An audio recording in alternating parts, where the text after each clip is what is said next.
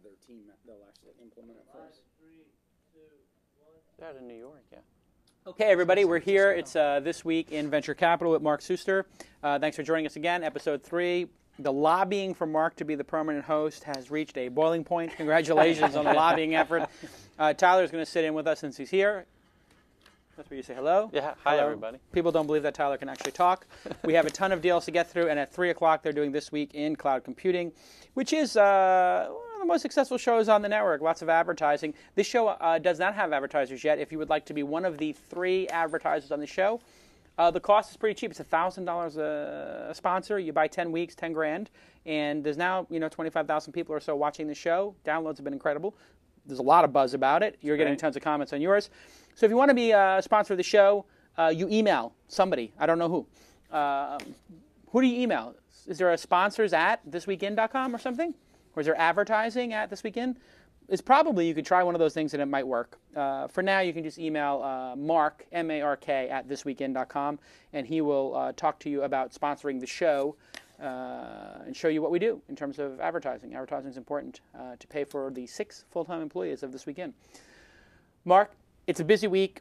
Let's try to get through these deals. Do you have a deal of the week? Yeah, I did a theme of the week this week. Oh, really? Because there were 2 deals that really caught my attention. Both very big fundings. One of them is Lending Club. Yes. And the other is Prosper. And they both do the same thing, which is called peer-to-peer lending. Lending Club raised $25 million in their Series C round, 24.5 actually. And Prosper raised $14.7 million in a Series D round. And what's interesting to me is I kind of call it peer-to-peer lending is back. In 2008, the whole industry shut down. And the reason it shut down is the SEC came in and actually said that they were not just facilitating individual lenders to other lenders, that they were somehow implying that they were underwriting the actual loan themselves or similar activity. The SEC required them to register with the SEC so that they could be regulated. So in April of 2008, Lending Club was basically shut down. In September of 2008, Prosper was shut down. Hey guys, just remember when he's talking about something, check my laptop. If I'm looking at the page he's talking about, let's pull that up on screen. I have Lending screen on my screen. So you go ahead, keep talking. Yeah, so anyway, it's back. And here's the interesting thing to me. What we saw in the last 5 or 8 years was a lot of innovation in payments. Obviously, PayPal. There's another company called Bill Me Later that GRP, my firm, invested in that was sold to eBay for $1 billion. And eBay now owns PayPal and Bill Me Later. And there was a lot of innovation. But what happened in 2008 is the whole credit markets completely shut down. So if you needed access to capital, it was very hard to get that. And I think there's a lot of innovation now trying to solve this problem. I'll give you some examples. In the UK, there's a wonderful company called Wonga, run by a very clever gentleman named Errol Damelin. And what they're doing is lending very small amounts of money for very short periods of time to individuals who are just strapped for cash. So it's usually 21-day loans or less. Other examples would be Virgin Money. Well, the real examples, are in Japan. They have these massive promise and, gosh, there's these incredible. They have the biggest billboards all over Tokyo. These 21-day, slightly mafia-related lending schemes. They do, because the guys will come to your house. The guys come to your house. They do. But listen. So there is a lot of innovation, and even Virgin Money. So some friends of mine and I decided to lend $80,000 to a friend who was a bit short on money, and I didn't want to reach out to my friends and ask them to put in just to give him money. I offered to just give him a little bit of money. But so what we did is we took Virgin Money and we wrapped in about 6 people and all lent our friend money. And they do all the legal documentation for you. He pays us back over a 5-year period of time.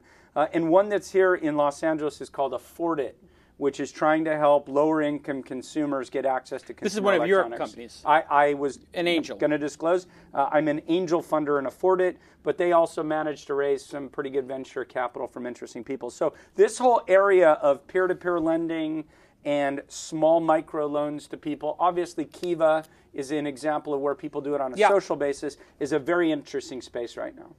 And we see 2 huge deals like this in 1 week. Coincidence? Or Does one of the companies find out the other one's doing a mega round and they hit the road and try to draft off each other? I suspect it's a little bit of both. I suspect that what's really at play here is performance. I suspect that they're actually seeing loan volume pick up and believe it's a very big opportunity. And often those things come in pairs, because if a market takes off, you know, they always talk about this idea of product market fit. That's something you hear often in venture capital and in startups. And sometimes you have amazing product and there's just not a big enough market. And I suspect we've been around long enough that we're starting to see an inflection in the market. And when you see that, you see venture capitalists rush to put in money. And I'm looking here at people who are actually on Prosper. This person's paying off their credit cards. They're looking to do debt consolidation. C Prosper rating, not so good, but 24% loan. Yeah. 24%? I mean, that's higher than a credit card. So they're paying off their credit cards. The 24 doesn't make any sense to me. Here's somebody with an AA. They're looking to get $1,000. Use Prosper to build credit, and they want a 6%. It's a 6% return over 36 months. 8.2% recession recovery plan. A Prosper rating, 36-month loan. These are pretty incredible returns. Paying off debt, revolving debt consolidation. D Prosper rating, 36-month loan. 25.25%, but 100% funded for $2,500. So obviously people are looking at this and doing it. Yeah. Who are these people doing this? Are they just rich people who don't want to put their money in the stock market or want to do slightly better than bonds? You know, I have talked to just young people in their late 20s, early 30s who have $3,000 to $5,000 and wouldn't mind stretching it out over 3 to 5 people, and you know, people just wanting to give it a try. So there's a certain. I mean, you know, in the banks right now, you're getting 0%. So right. What the consumers have to be able to figure out is, on a risk-adjusted basis, does it make sense? There's the way that lending tends to work. First of all, there's two things. One is a terminology called KYC, which is know your customer. Uh-huh. And what matters about that is traditional lending is you knew people in the community, so there was enough social pressure that they paid you back. And there's actually a regulation called KYC as well.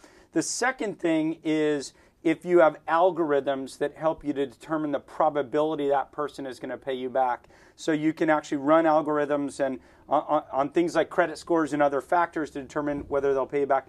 They're trying to replicate some of this with some quality assessment about you, like have you paid back your past loans, so on and so forth.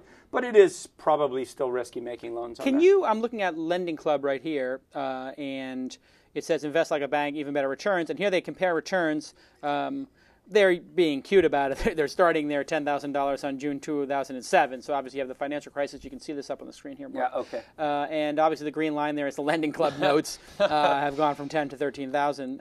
But here's the thing you need to know. Annual return 9.5%, and then that's a risk adjusted. That's pretty stunning. But here's the thing you need to know. Like when you're lending money, you don't lend against the average, right? It's your money, and if that person doesn't pay you back, they don't say, we pool everybody's loans together and we'll give you 9.5%. If that person doesn't pay you, they don't pay you.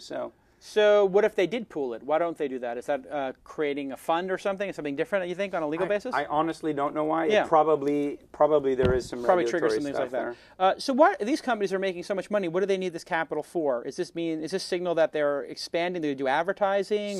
So having been involved with Bill Me Later, and I can tell you the company performed phenomenally well. We did super prime lending. Which means that we were lending mostly to people in very high credit scores.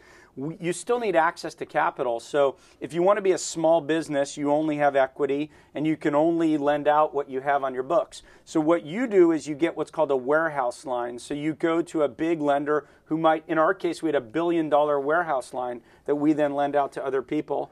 So I guess in this sense of Prosper and Lending Club, it's person to person, so they're not doing any of the lending. But traditional lending, you need equity to underline the debt, the warehouse line that's going to come in.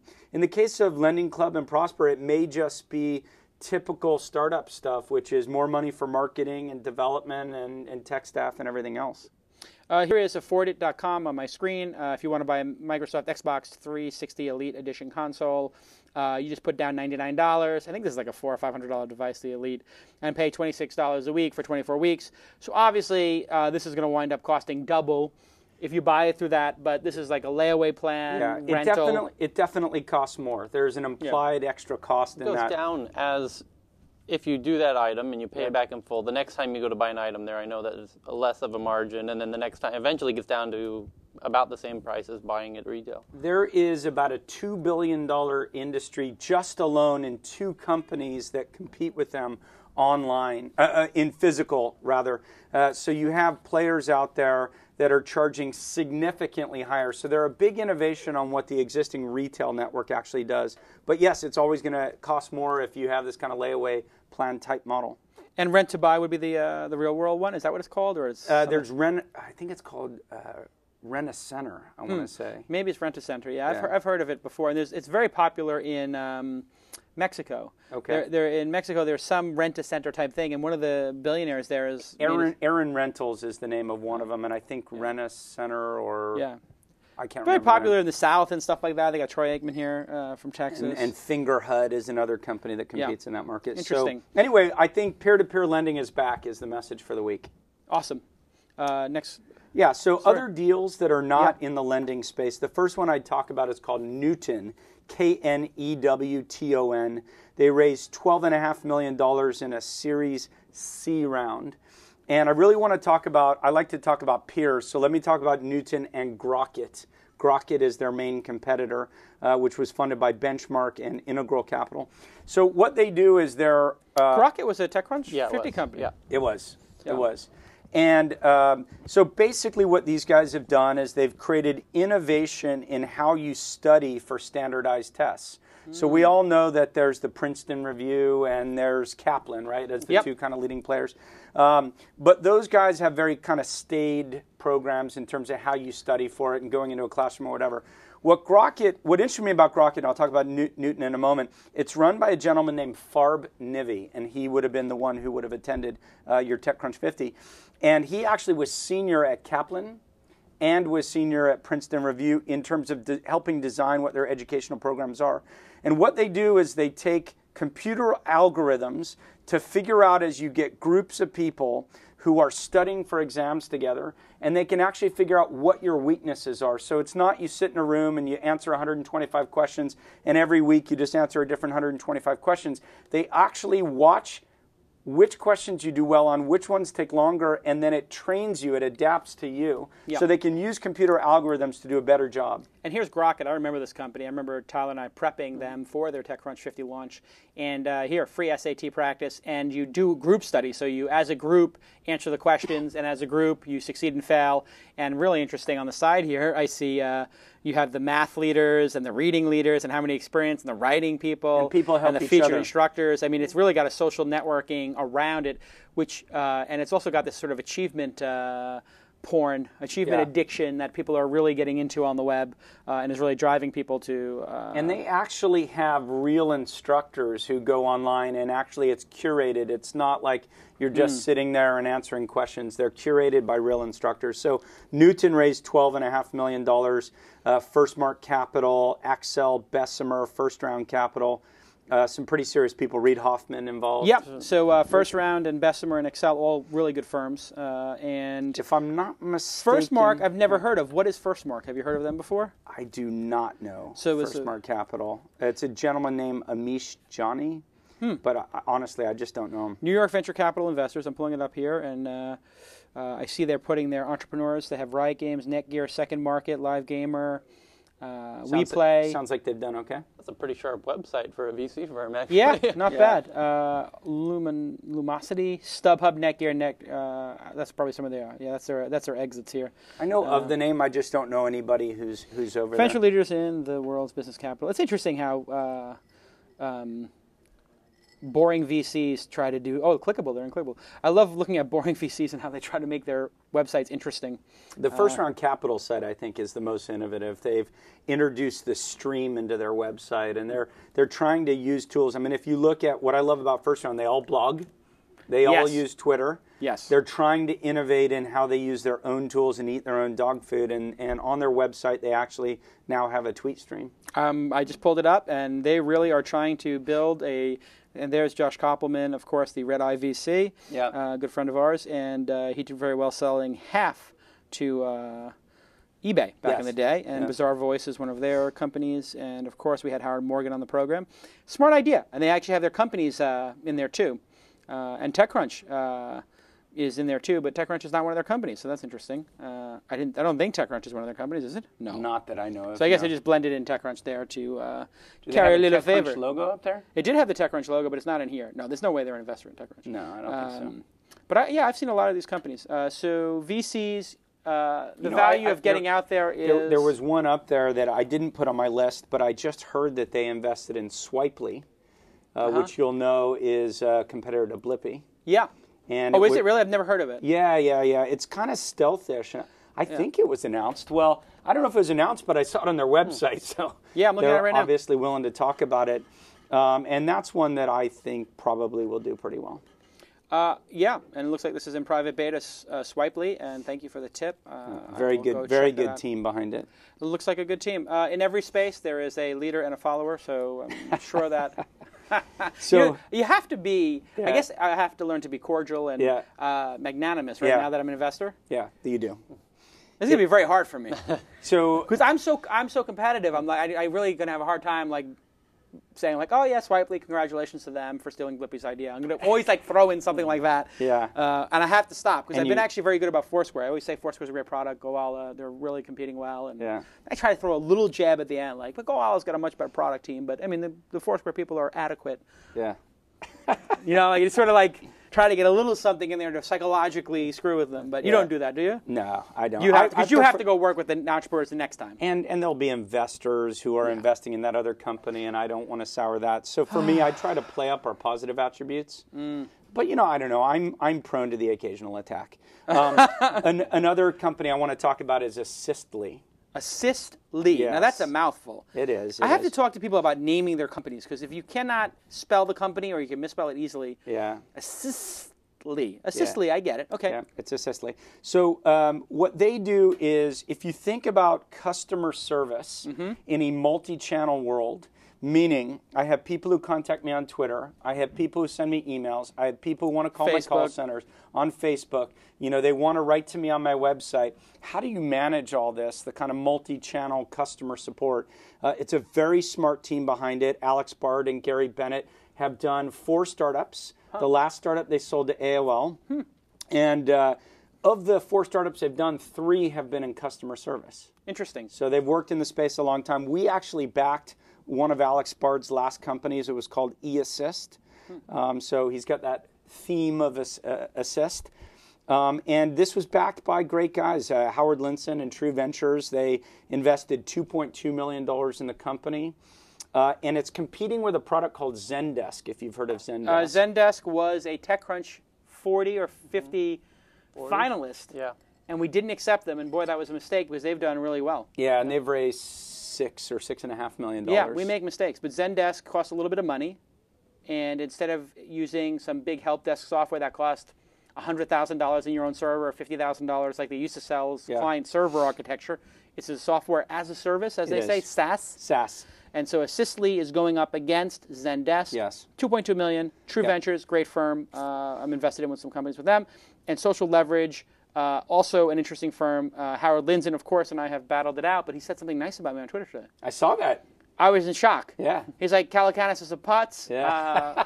What a numbnuts. Yeah. But Open Angel Forum is pretty dope. Yeah, and I think and he's right. I think he said even a broken clock is accurate twice a day. And to which I responded, Yeah. Based on my knowledge of people who've been successful in life, Yeah. I only need 2 to be twice as successful as everybody I know. There you go. Because most of the successful people I know were right once. Yeah. At this point in my career, I just want to make a point that I was right about Silicon Valley Reporter, Yeah. and I was right about Weblogs Inc., I was right about TechCrunch 50, I was right about Open Angel Forum, and I will be right about thisweekend.com. I don't want to say that I have 5 rights, but I think I will. But you just did. But I just did. Yeah. And so, lest anybody think I'm a putz. Yeah. I mean, I know I'm a putz, but I mean, I do have a track record. At That's some part point, of your charm. yes, exactly. A strong point of view, which is always Always good. interesting. Yeah. So Zobni is another deal that I want to Zobni, talk about. TechCrunch 50 company. Yeah, TechCrunch Zobni- 40. Isn't this interesting? All the TechCrunch companies are coming up. Yeah. Well. That's pretty impressive. Assistly is also a little threadsy, which was Threadsly, last year. yeah, Threadsly was last year, but I'm looking at it here. Threadsly is let me take everything from all these different places and pull it into one place for you personally. This is for all your support calls, and I need this product. What's great about Assistly, because they understand the customer service environment, is they have built-in things like workflow. So if a person is working a case and then gets busy, it can be routed to somebody else. They're building in things like helping you to study the economics of customer service. So how much are you actually spending on responding to support?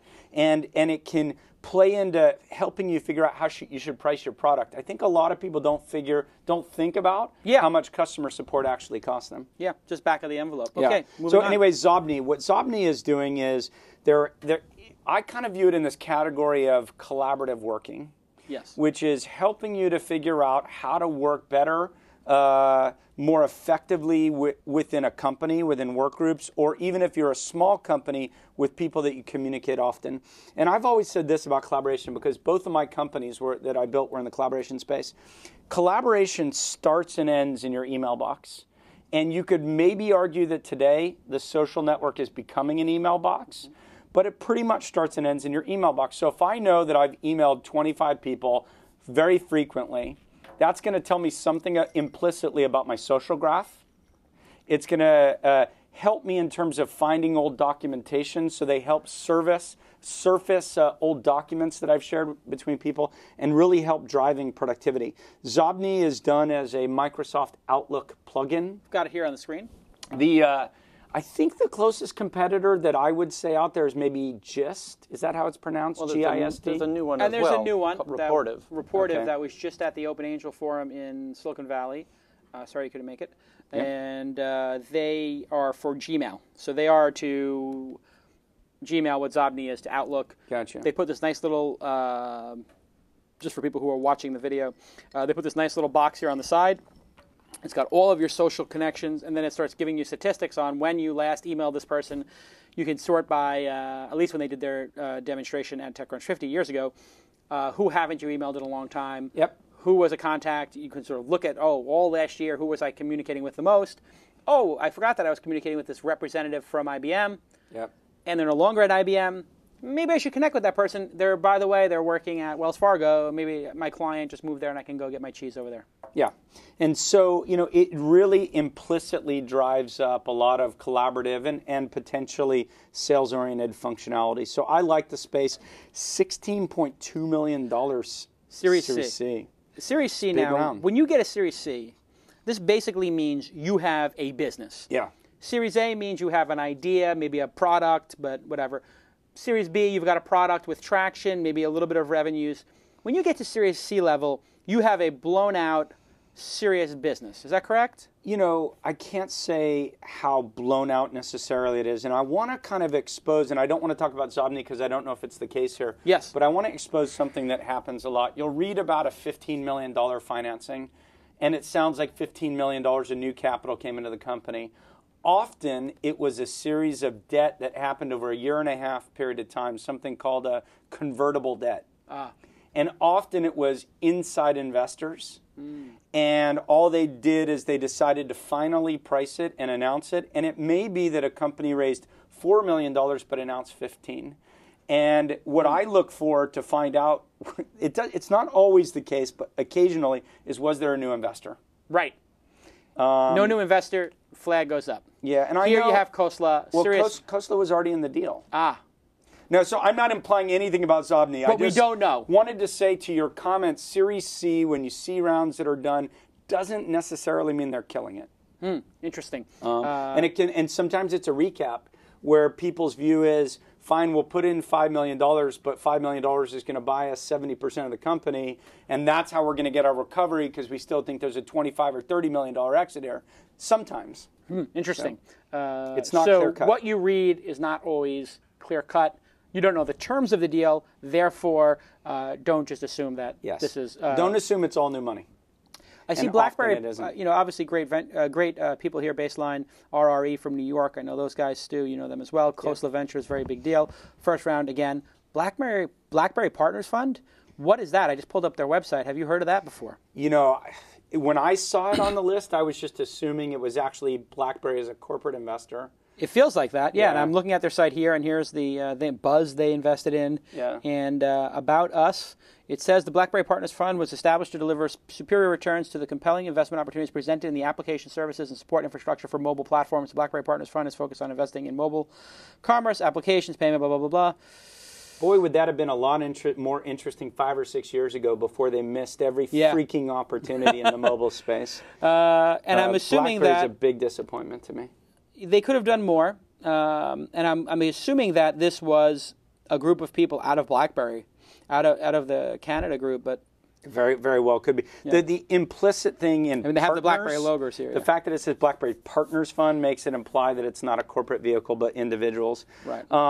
Anyway, another deal that I'd love to... partnership, you mean? But yeah, so Partners Fund often implies that it's not the corporate vehicle. It's not like Intel is investing in your company, but it might be the Intel Partners Fund or something. Which means like Intel that. gives their money to some venture capitalist. Oh, no. What I was assuming is perhaps, I don't know, so I shouldn't apply for that, but perhaps it could be wealthy people who were involved with BlackBerry. Now they've set up their own fund, and they're calling it the BlackBerry Partners Fund. But I really don't know.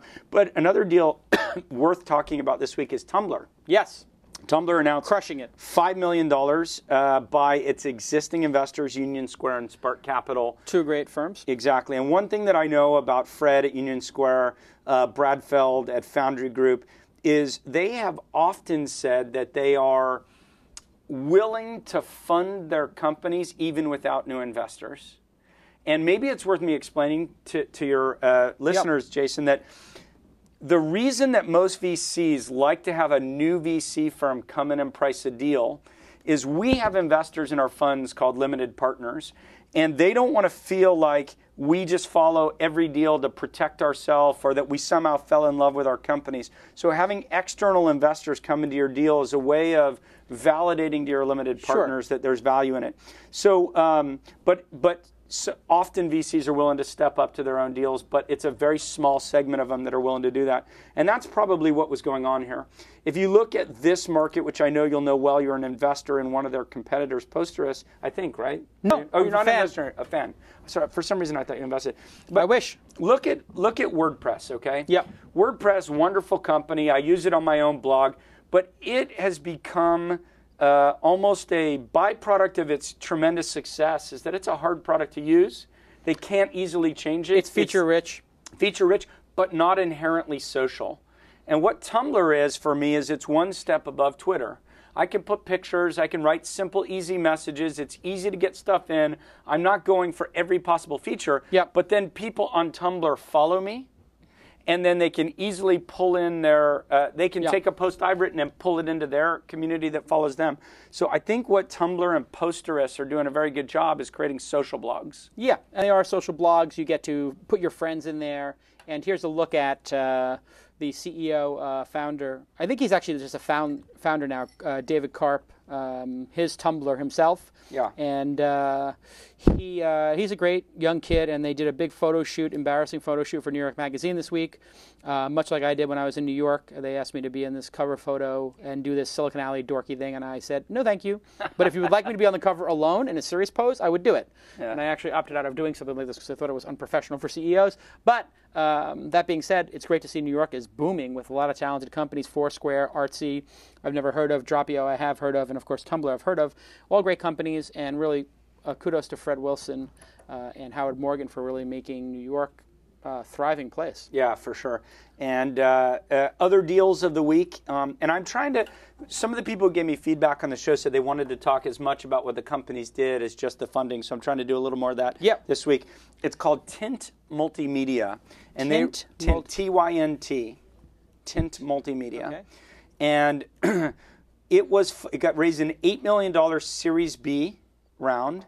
The people who invested, Panorama Capital, Graycroft, who you probably know, and then a whole host of people, almost too many if you want to know the truth, Newport Coast Investors, and that looks like that's the Steelberg family. Okay, so the Steelbergs who did D-Mark. Interesting. W Media Ventures, Joe Apprendi, Alan Morgan, who's a partner over at Mayfield, but does a lot of not a partner anymore, though. Oh, he left. Okay, he left. He's doing a lot of individual investing. And is this the website, tynt.com, the copy-paste company? That's it. That's it. Wait a second. The copy-paste function raised $8 million this week? So what does the mail merge function think of this? No, it's the lack of copy-paste function. Let me explain to you what it does. Wait a second. I got to just riff on it before you explain it. Okay. A copy and paste company has raised a Series B for $8 million, not a Series A for $800,000. Yeah. I mean, this sounds just... If I told you that as a joke in a bar, you tell me we're in a bubble. What exactly? Why is it not a bubble? Let me start with what I really like about the product, and then let me maybe agree a little bit with you on the $8 million being an awful lot of money.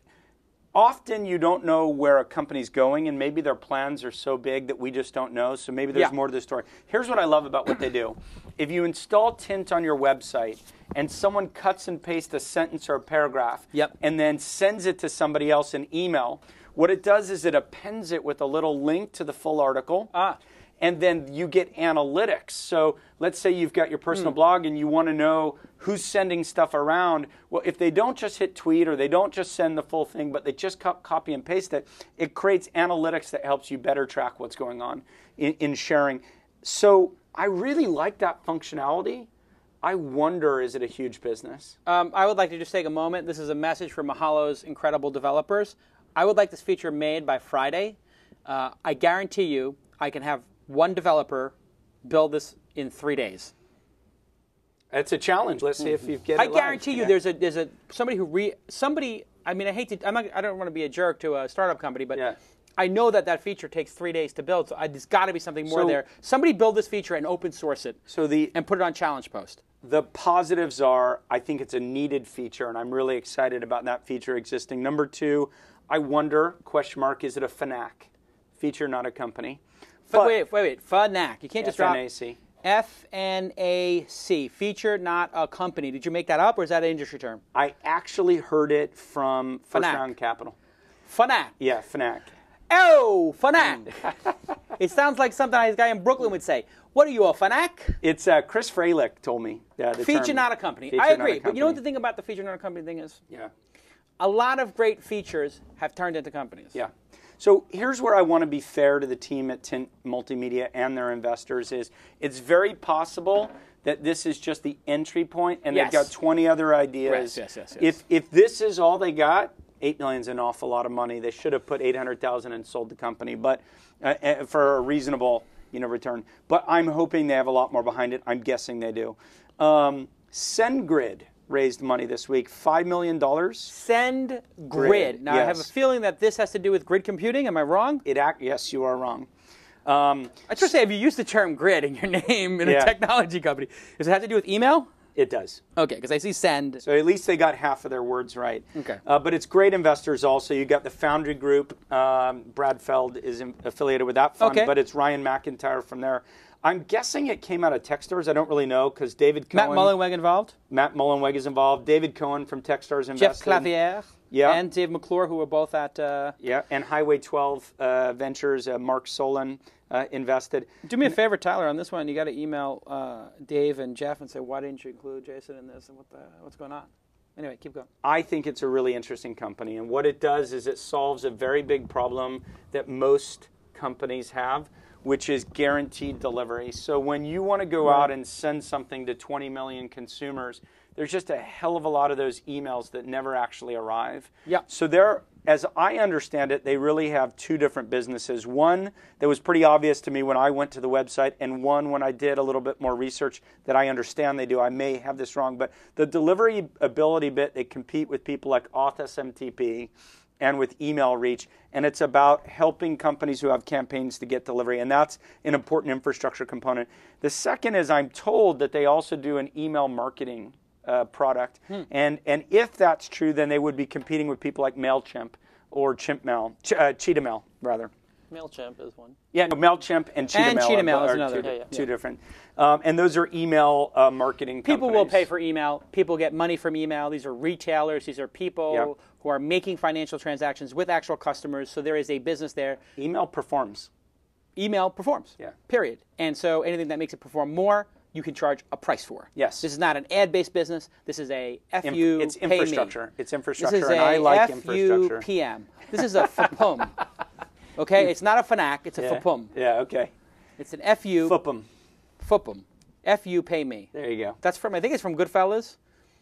I think somebody look it up on YouTube, and we'll play it at the end of the show. But I think De Niro wraps the phone around the guy and says, "Oh, the delivery's late. F you, pay me," and he whacks him in the head with the phone. "Oh, I'm sorry, you can't. Your bank account didn't clear the checks. F you, pay me." Bang, and he smacks him in the head with the phone like 5 times. There is a fun site that's set up to kind of find clips that we included in the Launchpad companies called Movie Clips. I've heard about this. Yeah, they have currently they have 12,000 actual licensed videos.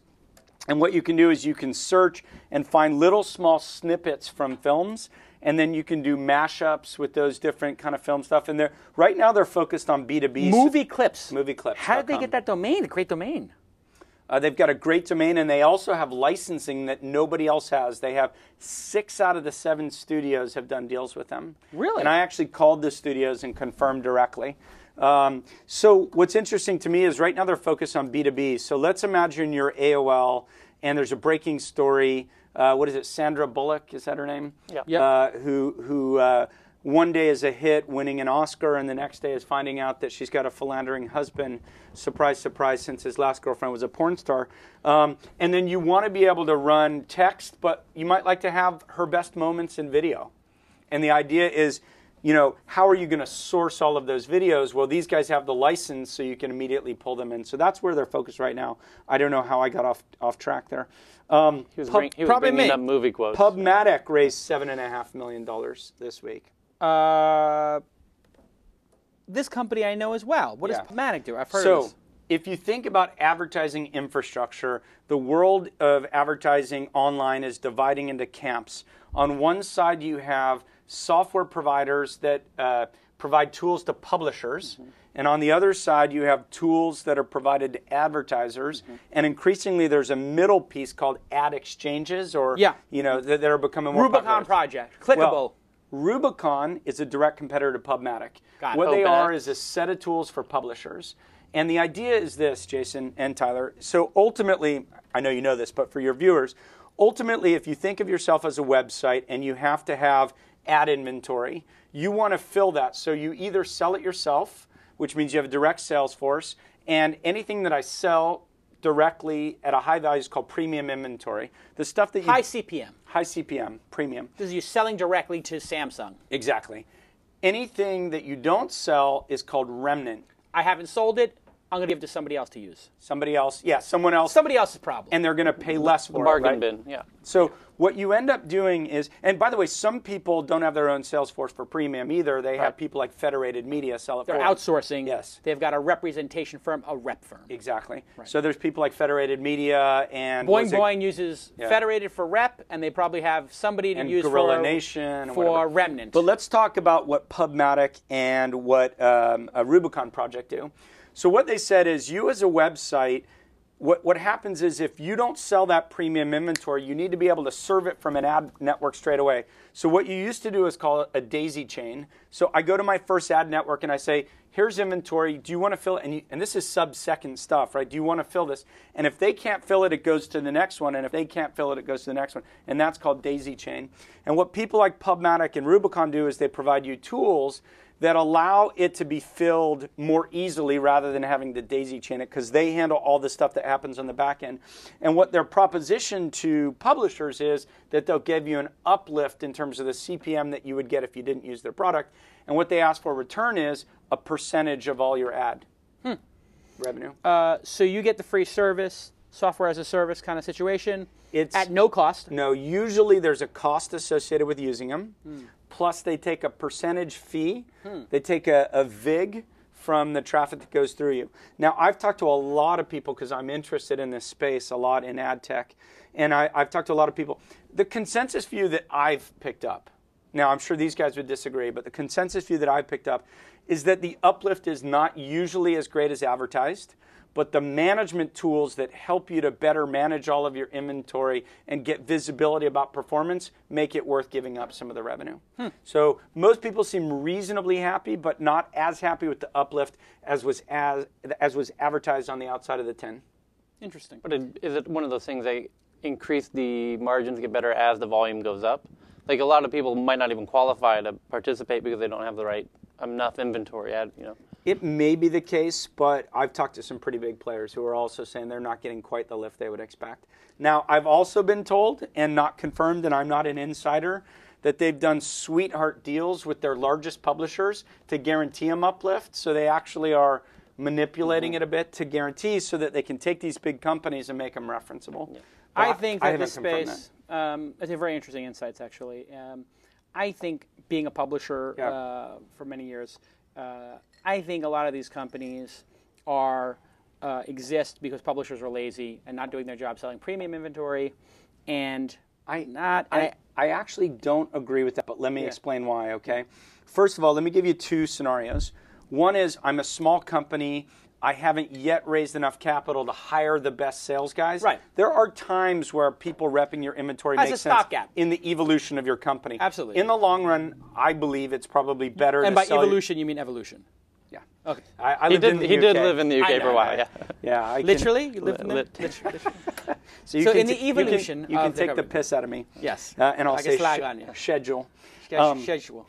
So listen, but let me separate out repping your inventory from better management tools. Optimizing your inventory. Yes. So different things. An example I talked about 2 weeks ago was a company called Burstly, which I invested in. Mm-hmm. So what Burstly does and what OpenX does, but let me talk about Burstly. You only get one plug per show, by the way. One plug, okay. We're up to 1.7. But I claimed it, and I'm not. I've talked about it's a lot of people. Listen, but the one thing I do want to say about Burstly, as an example, is they don't take the 10%. They do it for free. Yeah. And they help you optimize. So they actually give you reports out on a mobile app to say, okay, you could sell this to Network A and here's how much you could get, or you could cross-promote your own product, here's how much you get, or I can say you can do an in-app purchase and how much you get, and it pulls it all together and gives you a report to say, here's your optimized CPM, and by the way, not just generally, but by user type. I could say women are better to serve these kind of ads. Men over 50 are better to serve those kind of ads. Men under 30, you should do in-app purchases. And it just helps you optimize the performance of your advertising space. So done with plug. The last deal that I have is called Tell Apart. Tell Apart. Yes. Not teleport. Not teleport. Tell Apart. T-E-L-L. Yeah, I like this one. Wait a second. I'm going to guess what it is by the name. They can tell you what part you're missing from your broken item. No. Like you have a broken coffee machine and you need to get the thing fixed. You don't want to buy the whole modem, so you want to you broke the glass carafe. You want the glass carafe, but you want to keep the rest of the modem press. No. Okay. What is Tell Apart? It's, well, first of all, let me tell you about the team, and I'll tell you what they do. So it's two gentlemen out of Google AdWords. Okay. So they're already starting with good already. Foundation. Josh McFarlane and Mark, I can't say his name, Eisenstadt, I think. I'm guessing is how you pronounce it. And they became EIRs at Greylock. Mm-hmm. Yes. And they worked with James Slavitt. Yes. James used to be very senior at Yahoo. I think he ran Yahoo Search for a while. He left a long time ago. James Slavitt was also did Guru back in Web 1.0, Guru.com, which was supposed to be the big freelance marketplace. But keep going. So the people that I know from Yahoo many years ago, 5-6 years ago, when Yahoo was still on its ascendancy, or at least wasn't in the decline, said that James was one of the best guys they worked with at Yahoo. So he's at Greylock now, and he was the investor. They invested $4.75 million. Here's what they do. It's 4 websites to better understand your customer base. Okay? And there's 3 components to that. One is making sure you're doing something called retargeting, and retargeting is a very big category right now. The way retargeting works is, Tyler, if you come to my website, I don't close you, so I don't even have your email address, and I didn't get you through my funnel, but there's a cookie on your computer, and I find that you're out on 10 related websites that I want to target you on. I'm going to serve up ads to try and drive you back to my website because I know you were interested at one point in time. That's called retargeting. So one thing that would be like Takoda, which got bought by AOL. They're sort of profiling users. Anyway, keep going. Possibly. For some reason, I think Blue Kai is the main example. But I may be wrong. I should have researched that a bit more. You used the term for it, they're retargeting? Retargeting is a very big category. This very hot category, I should say. The second thing that they're doing is helping you with cross-selling products. And the final thing they're actually helping you is with customer acquisition. So the way that they position it is, we will help you get deeper insights about who actually visits your website. Separate out the ones that are high potential versus not high potential, understand better who's there, and then help you drive people through the funnel. This seems like a natural layup for Google's to pick up in a year once they build it out. I think it is. That's certainly very possible. And interestingly, I see that their clients include Hayneedle, which is formerly NetShops, which is a Sequoia investment, and they do like 200 plus e-commerce stores like birdcages.com, right. eBags, which I know, and diapers.com, which is like a 2 or 3 year old company that's crushing it. So that's very interesting. I mean, I didn't put on the list, but diapers.com just raised $20 million in a debt round this week. They are crushing it. It's hundreds of millions of dollars in revenue. Yeah. Fetchback is the retargeting company. Okay. 95% client retention rate, and so I see value. So it seems like this. I just did a search for this. Okay. And this whole retargeting place. It's amazing how there are all these little sub niches inside of each vertical. Yeah. And one of the great things about being an investor is that you get to learn about them. Absolutely. You know, and then you find one and you realize there's 5. Yeah. And then do you call the other 4 and say, let's set up a WebEx? Or how do you approach the space? You know, or do you have like some kid who does that for you? It really depends. So first of all, I don't have anyone do the calling. I do my own calling. Is that strategic? You want to seem like you're like not like hoity-toity? No, Jason, you know, you and I talked about this briefly 2 weeks ago, which is I was on the other side of the table. I had the young kids calling me, and I just lost respect for the firms that had the young kids calling me. It makes me crazy. If you're really interested in my company, pick up the phone and call me, because I know it's a partner really, making like a this decision. is an important message for people who are VCs and people in positions of power. Don't send a boy to do a man's job. I mean, do not send your intern to talk about somebody's business and being involved in it. It is insulting. Yeah. It is a tradition that should be stopped immediately. I emailed Michael Moritz, Yeah. the greatest venture capitalist in the world, Yeah. and said, hi, it's Jason. I met you one time at a conference 10 years ago, Yeah. or 8 years ago, in 1999 when I emailed him about Mahalo. I have a new idea. I'm starting. Yeah. I'd love to tell you about it. Yeah. He called me on 3 different phone lines Right. in the same day. Yeah. Left 3 voicemail messages. Hello, it's Michael Moritz. Thank you for calling. I would love to hear about your new idea. That's Michael Moritz. I don't care what donkey VC firm or PE firm you're at, and you think you're hot shit. Sorry about that, 256, a little beep, please. Do not send some lackey, out of business school, hotshot, dumbass kid to talk to some really busy CEO who's on tilt already because he's got all kinds of other issues going on in his life. It's insane. So standing up for, so let's attack the partner who has his junior staff do that, but standing up for junior staff and VC funds. But they just do what they're told. Yeah, not dumbass lackeys. They are often really. Good point. They're often really smart, hardworking people who are in a really awkward position, which is they often don't control the decision. But I mean, sometimes these kids are very naive. I mean, having a kid call me and they haven't read my Wikipedia page. Yeah. I painted with a wide brush there. I apologize. There are some associates. They call them associates. Associates often, Right. yeah. They're basically interns. Yeah. I mean, well, not interns. Their first job out of school. So your first job at a business school, you think you're going to take over the world with your Wharton MBA or your Harvard MBA. They convince you that you're the greatest things to slice bread. And then you start calling up CEOs and then asking them mundane questions. And then the calls I've taken with these kids, they tell me about my business. It's often done by the very big private equity shops that have departments of 25 people, like Summit Partners or Francisco Partners. But let's talk about a good example. Kent Goldman at First Round Capital. He worked in Corp Dev at Yahoo. Right. He was involved in the acquisition of, I'm forgetting the name of the company. It was the email company that did. It was the like one that went on to WordPress. Tony, what's the guy's name? no, not that one. Not Tony Schneider's company. Not Tony Schneider's. That was I want to say Rocket Mail. Something Mail. I think it was Rocket Mail. No, Zimbra. Zimbra? Yeah, it was Zimbra. Anyway, look, Kent has worked in a company. He has real experience. When Kent Goldman is calling you, you're getting someone who the firm is entrusted. And yeah, that's different. So it's more like a partner. So he's got value. He's got experience. But there are a lot of people like that. I know Dave Lynn at my firm, worked for 4 years at Price Grabber in operations and understands the business. Yeah. So if he calls, he knows what he's talking about. The problem that most CEOs need to know is that these people don't make the decision. Right. So if a partner's not calling you, what it means is they're not really serious. Right. That's why I don't even respond. Or if I do respond, I'm like, when you're in, it's just, anyway, I guess we can go on and on about this. Yeah. Telepart seems like a very interesting company. It's on my radar just because of James Slavin. I explained it in a slightly different way. We were talking about this up on the way up to OAF, which is you and it's tailor-made for e-commerce, essentially, where the e-commerce can give the data to Telepart. Telepart is much more intuitive in how to process the data, go out and find your user data. Yep. And people that abandoned shopping carts and everything, how far along the shopping cart they got, Yep. so that the further along they are, the more potentially valuable they are as a customer. And if they make it all the way through, if this is a high-value customer, by all means, go out and spend what you got to spend to get them back. Yeah. But it's also which I would just call real quickly is customer segmentation, and I think that's one of the things they help you do is understand your customer. But I love how the sell to the publisher or e-commerce site it's all done on a CPA basis, so you have not really much to lose. It's just like auto lead gen kind of. Right. So it's only performance based. Right.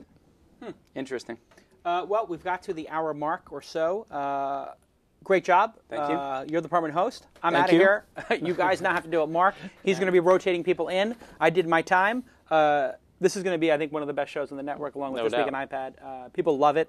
No, I'll be on the program with Mark, but it's Mark's show going forward, and I'm sure you're going to have other VCs and other CEOs come in. I'd love to see you and Jason Nazar go at it one day. Yeah, we go at it all. In fact, I'm going directly from here to Jason's office. He's crushing it. Wow, he finally turned on his Quantcast numbers stock. and Yeah. Doc Stock. He was on, what was his episode of This Week in Startups? Can't remember. What was your take on the Demand Media IPO? They haven't filed for IPO. They just buzzed about it. But what's your take on that? Somebody was asking. Listen, Demand Media, Rafat Ali wrote a great piece. So if you go search on Who worked for me, by the way. I hired him for his first job. If you look on Rafat Ali, paid content, I think .org. yeah, wrote a great piece on it, on all the questions that need to be asked of Demand Media. Yes. And just examples. And I like the Demand Media team, but the questions are things like, how big is domain parking of their business? They bought 50%. A business called Enome. So he's asked that. He's basically saying, what is the future of content as a factory? Mm-hmm. And how much are these people actually making? Are you creating the new kind of Walmart where you have all these people who are underpaid? I'm not saying any of this. This is what Rafat has said in his piece. Rafat's come to it from a professional How much of your writer. revenue is derived from places like Livestrong, where you've done a partnership with Lance Armstrong, or Pluck, a company that they bought in social network? He just went and peeled the onion on all the things people should ask. Now, I've spent some time with their senior leadership team, and off the record and confidentially, so I'm not saying what they've said, they are quietly confident that their business is actually performing very well outside of the areas that they're criticized for. Some people say $200 to $300 million in revenue. $200 to $300 million in revenue mean if they have $100 million in EBITDA, they could put the company at $1.5 billion market cap. You think 15 times EBITDA? I don't think that will be their EBITDA. I think that they will have very thin margins for where the company is at 20 million right today. now, or 30 million. I'm willing to bet that their EBITDA margins today, I don't know. But Right, let's take some guesses. 15%. So if they have 300 million, maybe they got $45 million in EBITDA? Yeah. $45 million in EBITDA times So the 20? The multiple 20. If it's a growth company, 20, 25. 20 puts At about least in this $900 million. market. Oh, it's going to be a force. It's going to be a force. But what You think it's going to be over $1 billion or under $1 billion? It's all going to depend on growth rate and diversity of revenue, because people who are investing in a company don't want to feel like that their let's say you've got 200 million of revenue, but 100 million of it is in a non-diversified product that if someone attacks, you could lose a big portion of your revenue. You're saying these investors are intelligent and they're not going to be bait and switch. Do you think that, oh my God, this is all... I don't want to be overly critical, but I don't find the retail, the big brokerage investors who invested IPO to be that insightful, but Right. they know the things to look for, like revenue diversity and growth and EBITDA margins and so on and so I will forth. tell you, the guy Sean Colo, who is his partner, Yeah. Richard Rosenblatt, I have tremendous respect for. Sean's a star. He's a star. I play basketball with him, and really he's done an amazing job over there. Richard Rosenblatt is an enigma to me. Yeah. I know he's got a bad reputation with some folks. I have a bad reputation with some folks, so you never know what that actually means. He's an incredible deal maker. Yep. Incredible deal maker, second to none. And some people hate him for that, and some people love him for that. I guess the people who have, fed at the trough feel very good about it, and the people Yeah. who got troughed, who got to an empty trough don't feel so good about it. But boy, have they scaled that business quickly. 4 years, 5 years they've been at it. Yeah, but they also raised $350 million. That's what I tried to explain to somebody. I have the 200th largest site, and I raised 20, and they have the 40th or 30th highest site with eHow, but they raised $350 million. Yeah. I mean, you have to think about the amount of capital, but you know what? Going big is what matters. Yeah. And this, I guess entrepreneurs don't think. What's your point about he's an enigma, Richard? I am very confused by the guy because I'm sorry to the This Week in Cloud Computing people. Is it okay if we just go 2 minutes? Mark says okay. Okay. I just have one story about Richard Rosenblatt. Calls me over. He emails me. I really want to meet with you. I got a lot to discuss with you. It was a couple years ago. Because when you say he's I think you mean like his tan or something. No, not the tan. So I go over to meet with, and so the assistant. So I say, yeah, sure, I'll come over. Then all of a sudden, I got the assistant emailing me, which is always like a little bit of a D-bag move. Mm-hmm. When CEO to CEO, you sort of push someone off to your assistant. CEO to CEO, you're supposed to work on your schedules together. Yeah. But anyway, I said to his assistant, yeah, sure, I can do Tuesday at 2 o'clock. Here's where we're located. She goes, oh, Richard's very busy, and maybe you could come over to our place. And I was like, oh, well, Richard asked for the meeting. Yeah. But of course I will come over if that is important. I know he's got a very busy schedule, so do I, so I can appreciate that. So I go over. I sit in the lobby for 10, 15 minutes. Yeah. Now, I don't think I'm like some very important person, but I do know that if somebody's here to see me and there's a CEO of another company, I am having a cup of coffee in the kitchen, circling around the door, waiting for them to come. I like to greet them. I suppose, especially if you requested the meeting. Well, perhaps that would add to it. We get there. Finally, 15 minutes later, I'm in a conference room with him. He sits down. So what's on your mind? I look at him and I say, Richard, what's on my mind? You invited me to come over to a meeting. He goes, oh, yeah, absolutely. I'll be right back. Gets up, leaves. I'm like, is this guy on drugs or something? He's crazy. What the fuck? It's a very weird. I've had weird meetings in my day, but this is a weird one. He comes back with 3 people. I wanted to tell you about this new thing we have with this. We're doing this Demand Media Studios content. We want to put all our content into Mahalo, and then Mahalo have the content over here. And he's going like a mile a minute. I'm like, I think the value of the business is in the contributor base. Why would I give up the biggest part of the value of the contributor base? I have an idea. Why don't you use our contributor base to build your content? He's like, yeah, I totally get your point. You're a smart guy. It was very weird, but I like him. In some weird way, I do like him. I have talked to people who have worked closely with Richard before who speak very positively about him. I think, like anybody, if you're going to really be aggressive and try to do things, you're going to be a galvanizing figure. Yeah, I think that's what happens. And, and also when you're making a lot of deals like this, people get left out of deals. Yeah. People get screwed in deals, unintentionally, but you knock into people. If you're going to be riding a bull and it's going up, you're going to knock into people. Competitors, people lose their jobs, they lose their stock options go worth a lot of money, people get bitter. You're going to have detractors. Sure. Find me somebody who's successful without detractors. I'll find you somebody who is not really successful. Good. Should we call it a day? Yes, I'm sorry. Great story. I had to share it. You got to give a little candy on the show for people. Story. I like it. I'll share more next time. Okay. See you next time.